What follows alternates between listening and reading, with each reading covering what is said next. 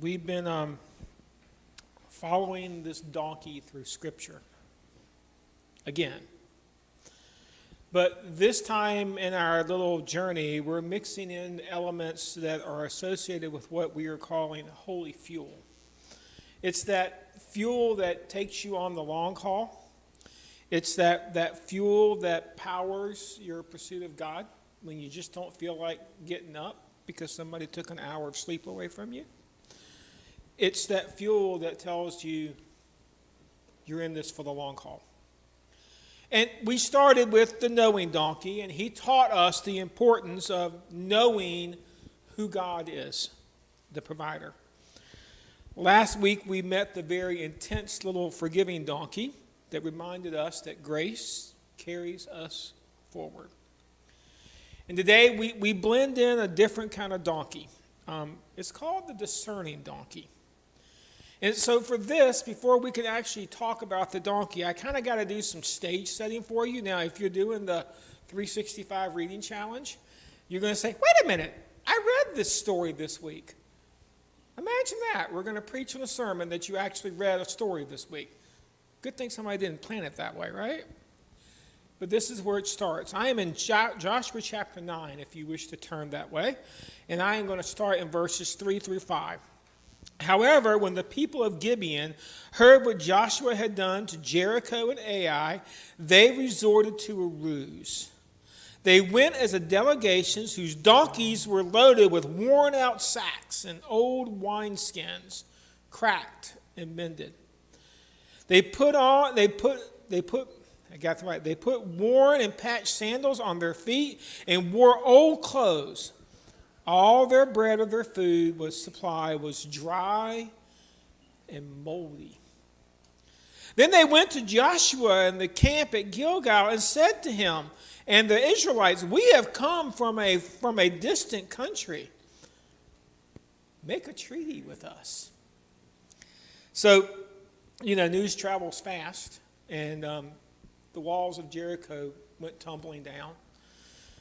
Ai didn't go so good on the first campaign, but the second campaign, they trapped the people in there, and they conquered the city. So Joshua's got a pretty good track record. So realizing they were the next on the map, these people decided, well, we're obviously not going to win the battle, at least not on the battlefield. Maybe we could win the battlefield of the mind. Not a mine, of the mind. And the Gibeonites, and these are people that are living in the land that God has now given to the Israelites who were on the other side of the Jordan, and they are systematically taking out city after city. They arrive, and they're arriving on donkeys, which were usually used for longer journeys. If you're going to go somewhere, you might have walked, but they arrive on donkeys. But before they got there, they said, okay, we've got to sell this. So they have worn out sacks. So, their burlap sacks are all tattered, like they've been traveling for a bit. Their wineskins are cracked, something that's been thrown on the back of a donkey and has been subject to the heat of the desert and no moisture. And so you know how that works. Things begin to crack and turn, and so they've got that. And they took their shoes, and instead of wearing their nice Sunday shoes, They took the ones that had been shoved in the closet where they'd been cutting grass for a while, and they were all stained and worn and beat up, and they put those on their feet like these are shoes that had been making a journey. And they even got to the point of their bread. Instead of packing the nice, fresh, baked yeast rolls that you can dip in honey, and it's just like you understand what manna is at that point. They take the stuff that's a few days old, that's kind of crusty and moldy, and they're trying to put on an image. And when they arrive, everything looks authentic, but looks can lie. They've come not in honesty, but because they're afraid. And deception, hoping that Israel won't notice. They just won't look that hard. And then we're going to get to the verse that we're going to focus on today. I am in verse 14, and it says, "But they," being the Israelites, did not seek the counsel of the Lord. And on that one simple verse, the entire story changes. Everything looked good up to this point, but unravels right here. Because God's people make a decision without divine direction. Really? Was it that important? I mean, it all looked really good, right? So what I want to do today is just take a moment, now that we've got our scene set, I want to take a look at how discernment just begins to slip away one step at a time, how we can guard against making some of those same mistakes, and take a real hard look at the consequences of what making decisions looks like if you don't include God. So I'm back at verse 7, and I just want you to see right off the bat, they had, it all looks good. But the Israelites said to the Hittites, but perhaps you live near us.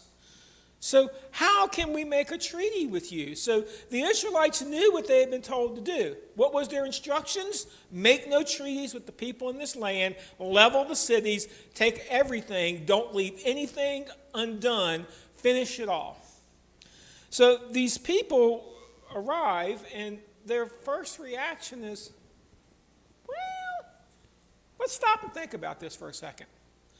I mean, maybe you live near us. You see, Joshua's first reaction, he had a moment of suspicion. And that was the spark of discernment beginning to flicker. Something doesn't add up here. I mean, they're saying they're coming from a long ways away to make a treaty with us. Well, we're only after this land. Why would somebody come all this way to make a treaty with us when all we own right now is 2 cities and the stuff on the east side of the Jordan? They're trying to think 1 + 1 doesn't equal 2 in this point. There's something else in the equation that doesn't make sense, and we need to understand God often gives that quick check in the spirit before deception takes hold. A lot of times God waves the stop sign. He waves the flag. He's saying you're headed somewhere. Danger, Will Robinson. You're going the wrong direction. And that suspicion kicks in, and we begin to look at all of this, and we begin to think, well, something's off. But Joshua sensed something was off, but he didn't follow that up with this word that we call prayer. Yeah, something's not right. Something isn't working the way that I thought it was going to work, but I'm not sure that I need to pray about it, do I? I mean, I'm a smart folk. I can look at things. Suspicion without prayer leads to self-confidence, not spiritual clarity. That's what we're going to find out. When all I am working off of is my own instinct, what I can see, what I can touch, what I can taste, what I can feel, what I can do, what I am working off of is it makes me very confident in my skills. We get to this point that, yeah, I can take on everything if you just give me long enough to look at it. And God says that's not the way this works. You see, how often do we sense something isn't there, but we isn't right, but we just rush in anyway? Have you ever made those kind of decisions? Man, God has laid it there in front of you, and he said, look, something's not right. Stop, and let's have a conversation. We're like, that's okay, God. I got this. I can fix this. I can handle this. God, this is an easy one, okay? This is like falling off a log. I can figure it. And so we rush ahead with our decision, and that's what we need to remember. Discernment starts with instinct, but it matures when we actually begin to stop and inquire of God. Now, we know why we don't want to inquire with God, right? Because that means that God might change my mind, right? God might show me some things that I hadn't even thought about yet, and that might mean that I don't get to do what I want to do, because isn't a treaty a lot better than a war? I mean, wouldn't it be easier if God had just told them, look, I want you to go into the land. We're going to conquer a couple of cities. And after we conquer a couple of cities, everybody's going to be afraid. And then you can just go city by city and make a treaty with each one of them. And then you don't have to fight any wars. Doesn't that sound a lot simpler? I mean, isn't compromise how we're supposed to do this? But that's not what's happening. Joshua's flicker of discernment could have become a flame. But I just want you to watch how it begins to fall apart when he doesn't actually ask God's opinion. Verses 8 through 9. We are your servants, they said to Joshua. But Joshua asked, who are you and where do you come from? They answered, your servants have come from a very distant country because of the fame of the Lord your God. They played their role perfectly, folks. Listen to what they did. They expressed a desire to be servants. Ooh, free labor. Yeah, or cheap labor. But somebody else to do the work for me. And I'm sure at that statement, the Israelites' ears began to perk up because, man, we've been traveling for 40 years. We've been lugging our luggage and we've been lugging our stuff and we've been moving from place to place. And we're tired. And look, fresh meat. And they're coming and they're saying, we will be your servants. We'll carry the load for you. We'll take care of it. They claim to be from a far-off land, but notice what they don't do. They don't exactly lie. I mean, define the word far off. Would you consider Gypsy Hill far off? Well, I have to do some walking to get there, so I guess depending on who you are. I live in Waynesboro. Would you consider Waynesboro far off? Well, I don't know. I could probably bike that in, an hour. But we were in Charlottesville for 17 years. Would you count Charlottesville far off? I don't know. That's getting a little far. There's a mountain between it. I grew up in Lynchburg, and so that's a little further away. Would you define the word far off? See, they're being very clever in what they're doing. They're saying, oh, don't worry about us. Don't pay close attention. We're from a far-off land. You'll never see us probably again after we make this treaty, which is another thing should have rung some bells. If they're so far off, why do they need a treaty? But again, they're ignoring because they're listening, because then they even throw in the stick that probably, we know your God.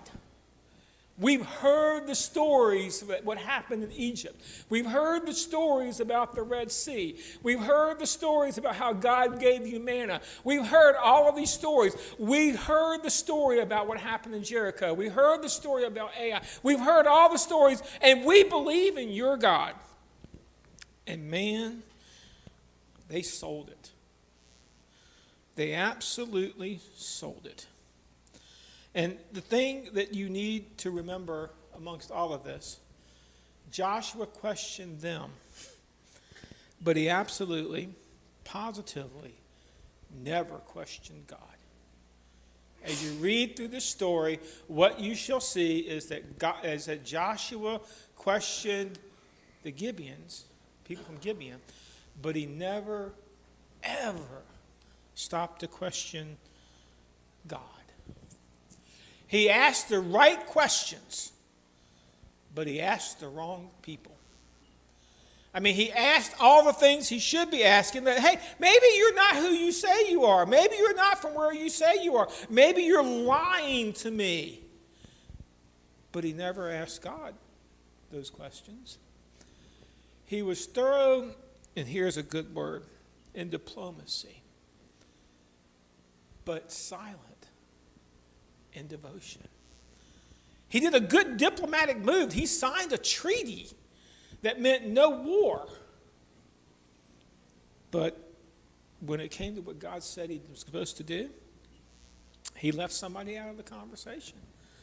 Joshua gathered information when he needed revelation. He dotted all the I's, crossed all the T's, got all the information that he thought he needed. He looked around, and the problem is he didn't need more information. What he needed was some revelation from God. See, discernment is not about clever reasoning. It's about dependence on God. Now, this is a big moment because a lot of times I can figure a lot of things out.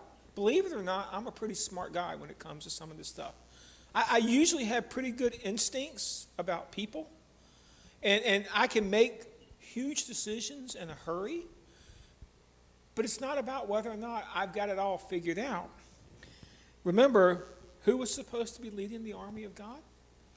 We met him. You met him back in Jericho. If you were reading through the stories, it's the angel of the Lord. This wasn't Joshua's army. This was God's army. So imagine Sergeant Joshua is about to take the troops into war, and he's not consulting General Jesus. He's leaving him out of the conversation because he thinks he's got this all figured out. And when questioning replaces praying, we start leaning on what we see, and that's where our story starts to pivot. Here's chapter 9, verse 14 in its entirety. The Israelites sampled their provisions, but did not inquire of the Lord. 12 short words that carry a world of regret. If we miss this, we miss the entire message. They tasted the evidence. Now, you got to get the picture. They pull out the bread, and they're like, well, it's kind of moldy. It's a little stale. Ugh. This is terrible. They had to come from somewhere far because nobody would pack this kind of bread. They tasted the evidence and they trusted their senses. They looked at the bags. They looked at the wineskins. They looked at the sandals. They even looked at the donkeys. I don't know what, but they looked at everything. They tried to do their due diligence, sampling the bread, testing the evidence, but not once did they say, stay right here. Leaders, let's go pray about this. Let's go get on our knees before God and let's see what God says about this situation. You see, the deception wasn't in the bread. It was in their blindness. I used to have a friend that used to tell me all the time, sometimes there is a subtle difference between God's elevator and Satan's mine shaft.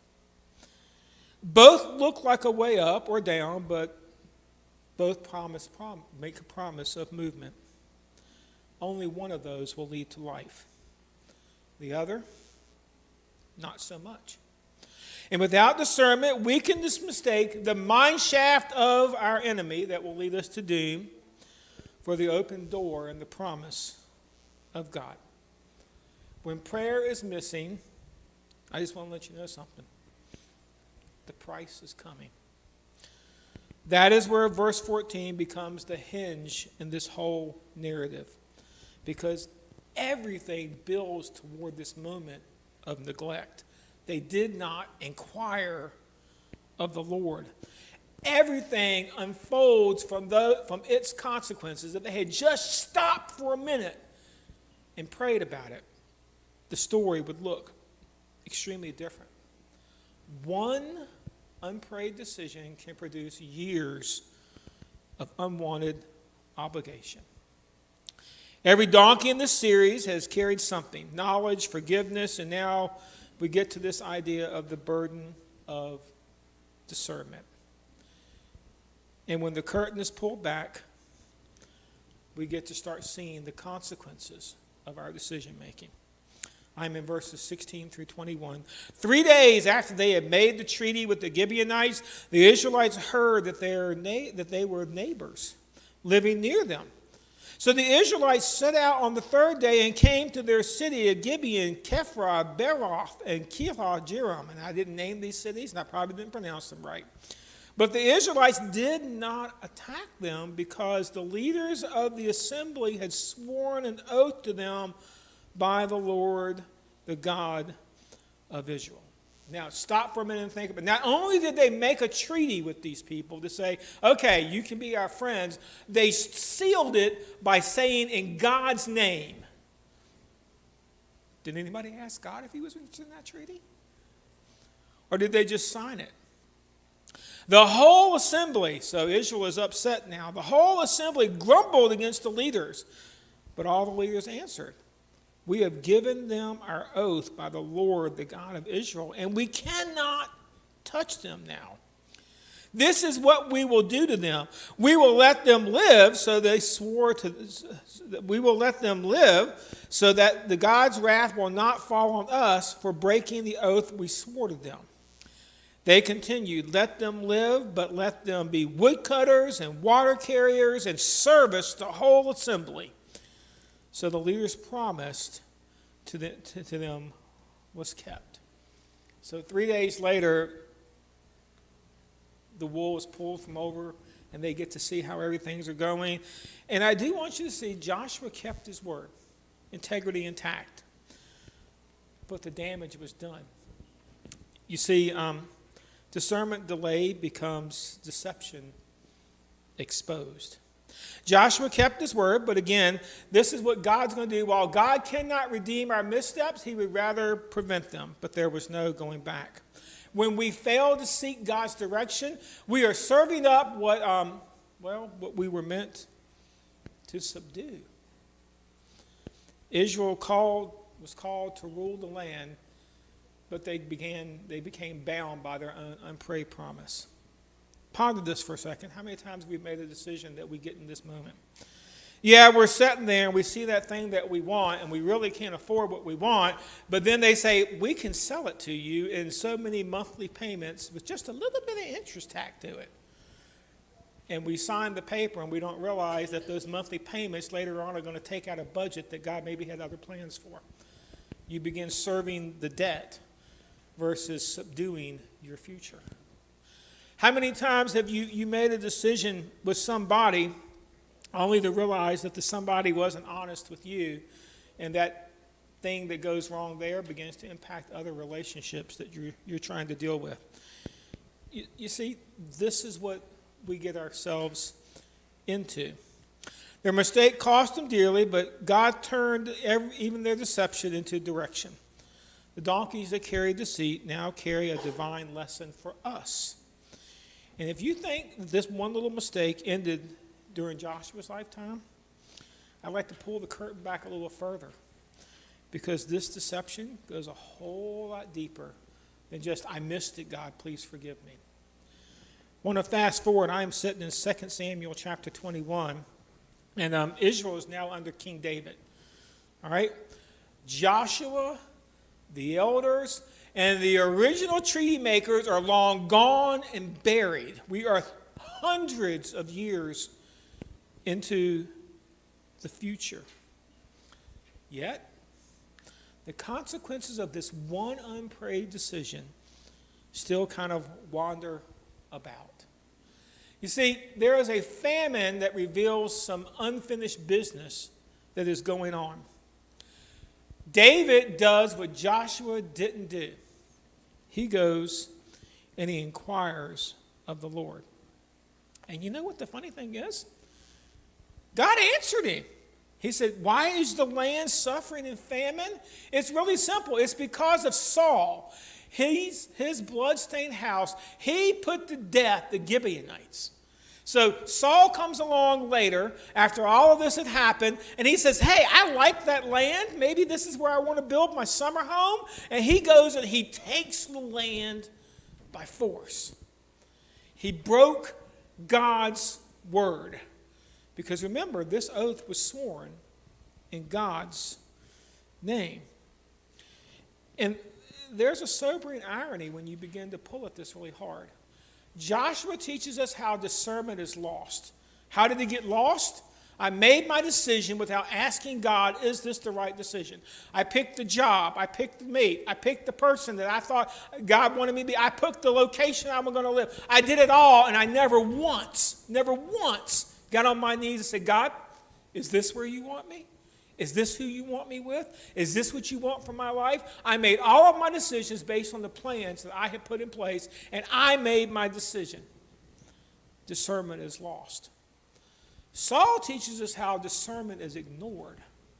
Yeah, that all happened in the past. He made that treaty with Joshua. He made that treaty with those people. Those are not me. I'm in charge now. Saul was the king, and he said, this is my land. This is my country. And you know what?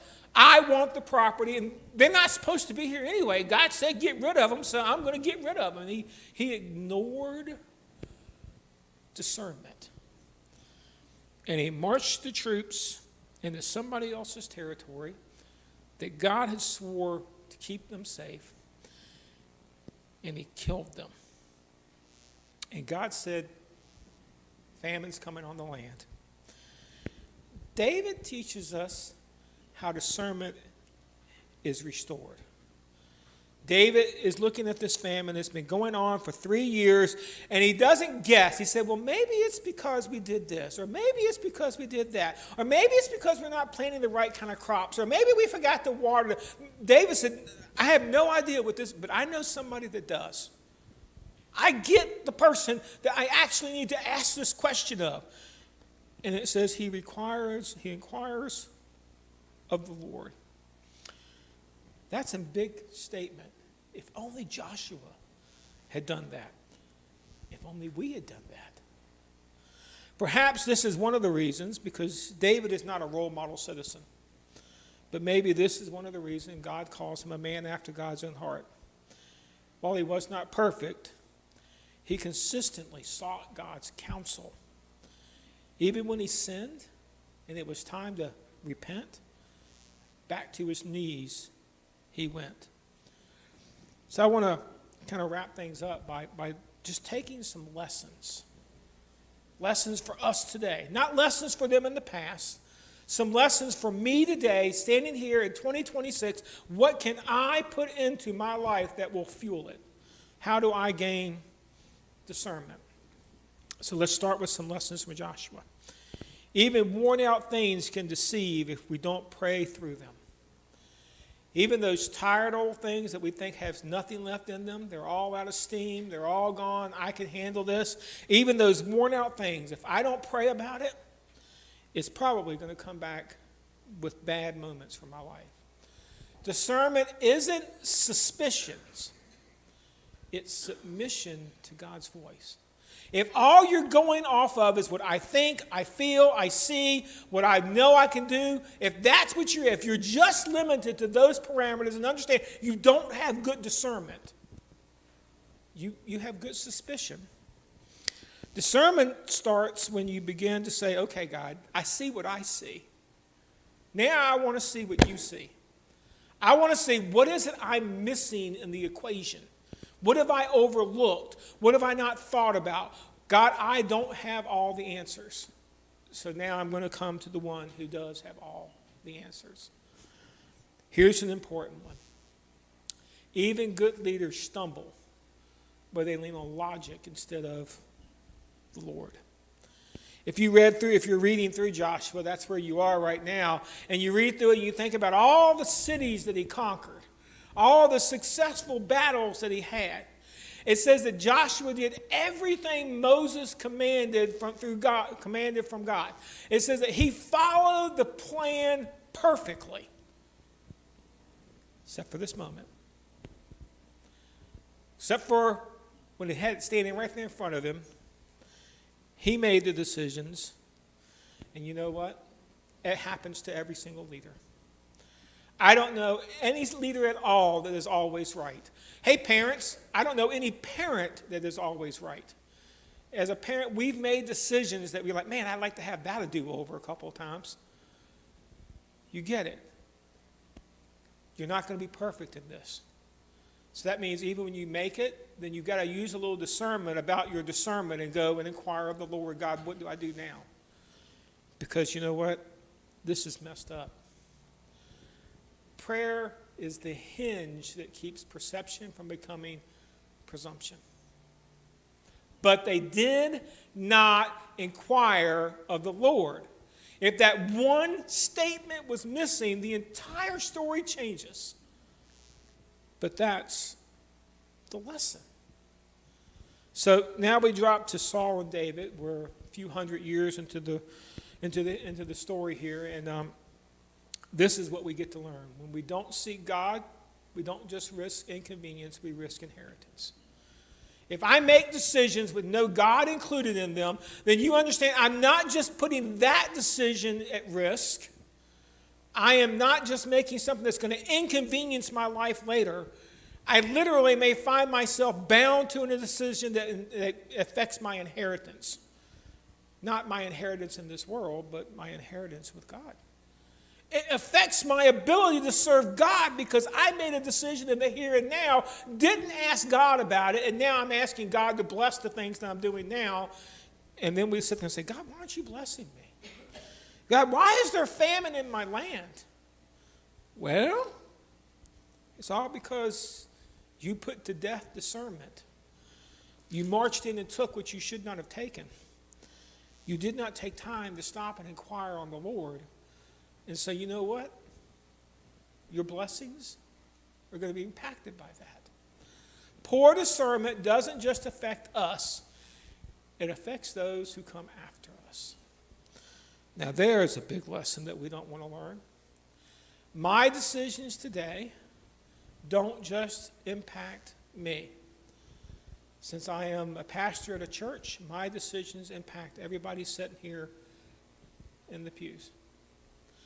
Since I am a dad, my decisions, whether they like it or not, will impact my kids. Since I am a husband, my decisions will impact my spouse. I did not make one single decision in my life that doesn't have impact on someone else. And if it has that much impact, that much importance, don't you think it's worth a prayer? Don't you think that you should be asking God, okay, God, this looks like a great opportunity. Is it? God, am I missing something? Is this your open door? Or is this another one of those mine shafts that's been placed in front of me and I've thought it all through and I think I got it all figured out?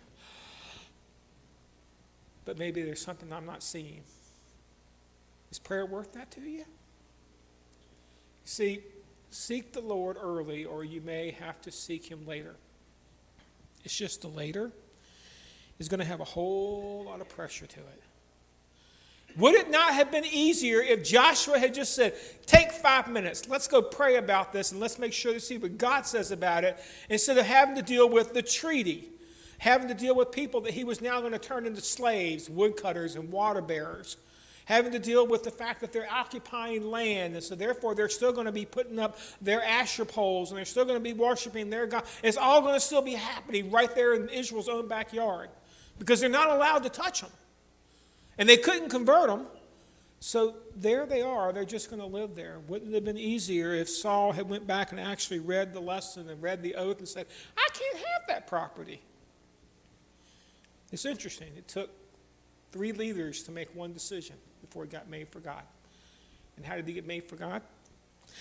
Yeah, the man that sometimes really lived a horrible life said, you know what? I don't have everything figured out, but I got this one figured out. We have a decision to make. Let's get on our knees. Let's inquire of the Lord. And I guess that does bring us to now. Where have you sampled decisions without seeking God?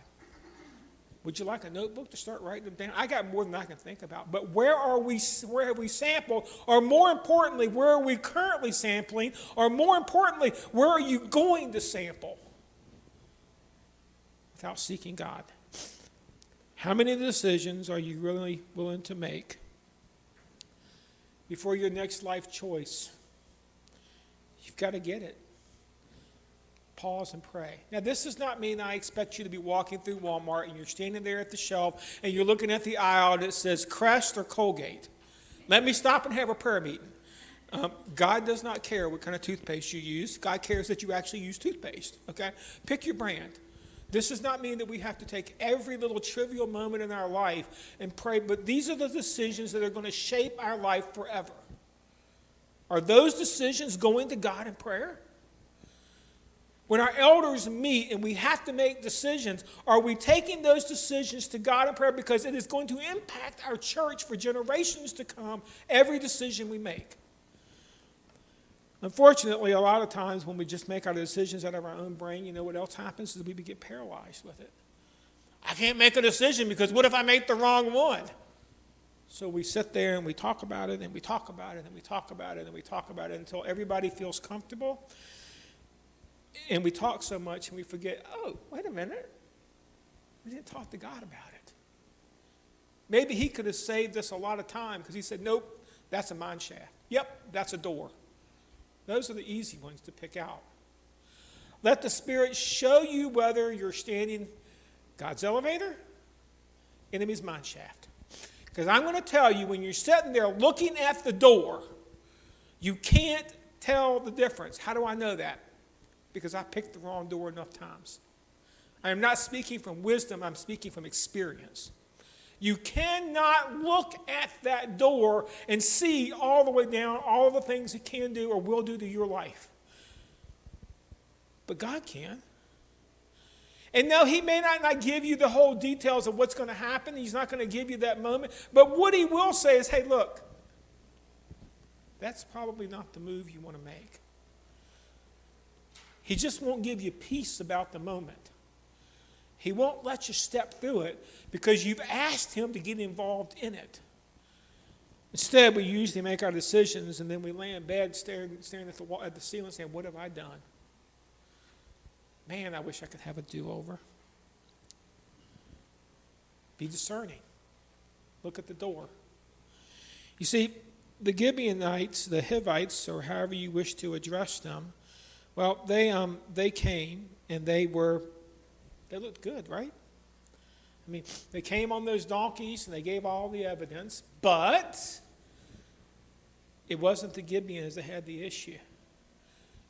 They, being Israel, God's people, did not inquire on the Lord. So maybe we don't get the donkey and all of this. So I thought I'd give you a little more modern example. If you have a phone or you have a computer, you download software and apps on your phone.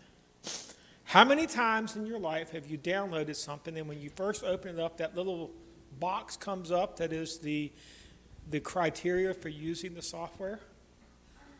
How many times do you do this? Yeah. Oh, I got some amens from that one. Yeah, we understand that one. We begin to look at that, and the problem is we've already decided we want the app before we look at the cost. We want what it offers to our life before we look what it's going to cost to our life. We push that accept button because it looks harmless, right? It's just an app. Only to discover later we have agreed to something that comes with a lot of hidden costs. And maybe our future relationship with God. We realize that we've exposed ourselves to somebody else's lifestyle and we clicked accept because we looked at all the benefits we were going to get and not all the costs it was going to give us. Discernment is a spiritual discipline of reading the fine print by going to God in prayer and using the Spirit that he put within us. When we seek his counsel first, even worn paths become wise, and the donkey that once carried deception now carries discernment.